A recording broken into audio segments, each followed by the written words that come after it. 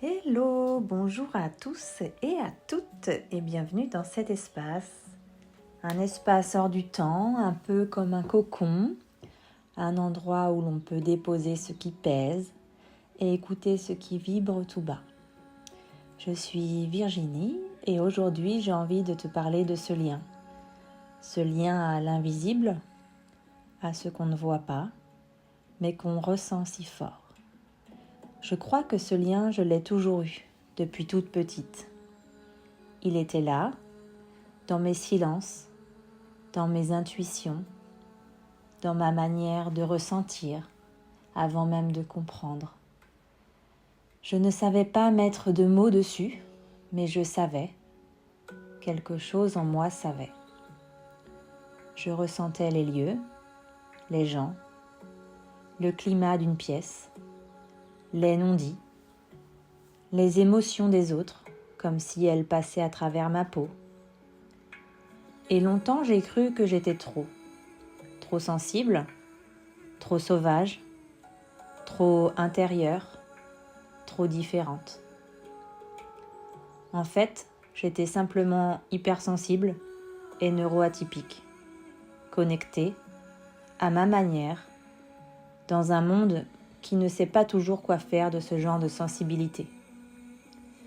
Alors j'ai appris à me taire, à faire comme les autres, à rentrer dans des cases, même si mon âme hurlait à l'intérieur.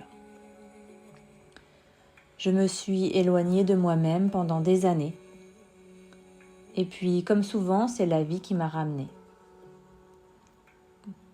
Par des chocs, par une série de petits réveils, de doux rappels, parfois douloureux, mais nécessaires. Et un jour, je suis devenue maman, et quelque chose en moi s'est retourné.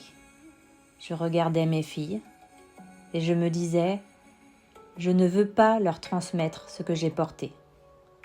Je voulais briser la chaîne, celle des silences, des blessures étouffées, des schémas qu'on répète sans les voir. Alors j'ai commencé à plonger en moi, dans mes racines, dans mes blessures, dans ma lignée, et dans tout ce que je ne comprenais pas encore. Et là, l'invisible a recommencé à me parler, par des signes, des rêves, des rencontres, des animaux, des intuitions tellement claires qu'elles coupaient le mental. Je n'étais plus seule, je ne l'avais jamais été. Mais cette fois, je décidai de voir, d'écouter, de faire confiance. Ce n'est pas venu d'un coup. Il m'a fallu du courage, de la patience et aussi beaucoup de larmes. Parce que me reconnecter à l'invisible, ça a d'abord été me reconnecter avec moi, à ma vérité, à mes ombres, à ma lumière, à ce feu que j'avais éteint pour ne pas déranger.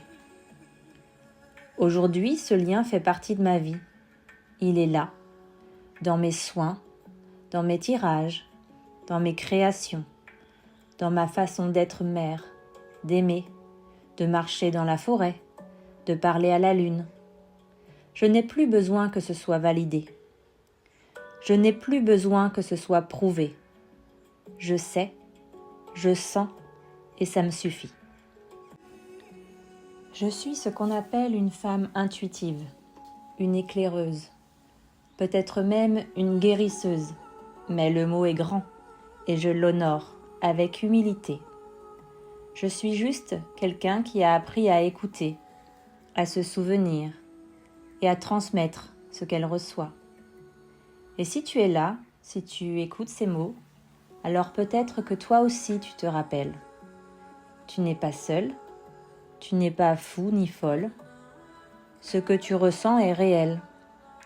Ce que tu perçois a du sens, même si personne autour de toi ne le comprend encore.